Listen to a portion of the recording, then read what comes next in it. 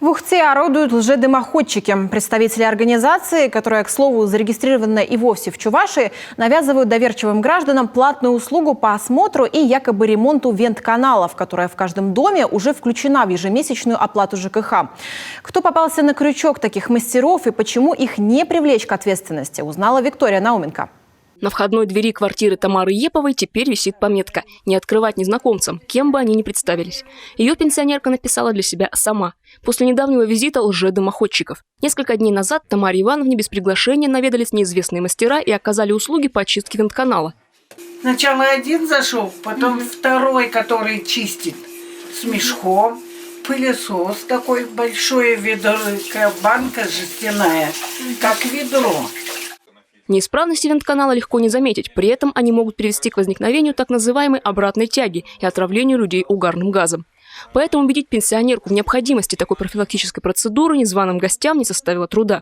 В кухне Тамары Ивановны эти специалисты якобы прочистили вентканал, а в ванной заменили вентиляционную решетку. За все услуги взяли 8 тысяч рублей. Естественно, составив договор, который женщина подписала. Каштанов Евгений Андреевич. Вот телефон и еще телефон справочный. Я позвонила, я говорю, что это у вас офис, что ли, здесь? Да? Вы посмотрите, какая страна. Чувашская республика. Чувашия.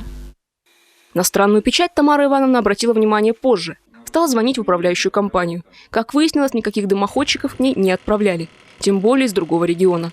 А за услугу по осмотру и очистке вентканала специалисты управляющей компании денег не берут.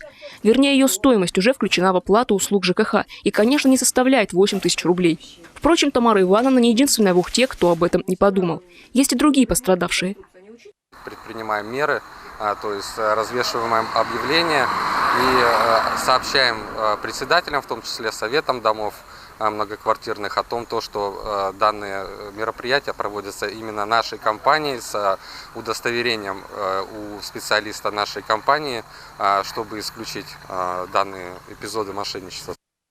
Как оказалось, в сети интернет есть упоминание о чувашском бизнесмене с жалобами от жителей разных городов на аналогичные непрошенные услуги. Что интересно, в сведениях от предпринимателей указано, что 16 марта этого года ИП ликвидирован, а в графе причин ликвидации принятие им соответствующего решения. Тамара Ивановна обращалась в МВД, там провели проверку, но в возбуждении уголовного дела отказали. С юридической точки зрения незваные мастера закон не нарушили, оказали услугу с четко прописанной стоимостью, на которую пострадавшая добровольно согласилась и подписала договор. Полиция убедительно просит граждан не соглашаться на любые услуги непрошенных мастеров и не подписывать никаких предложенных ими документов. Виктория Науменко, Павел Лагутин, телеканал Юрган, Ухта.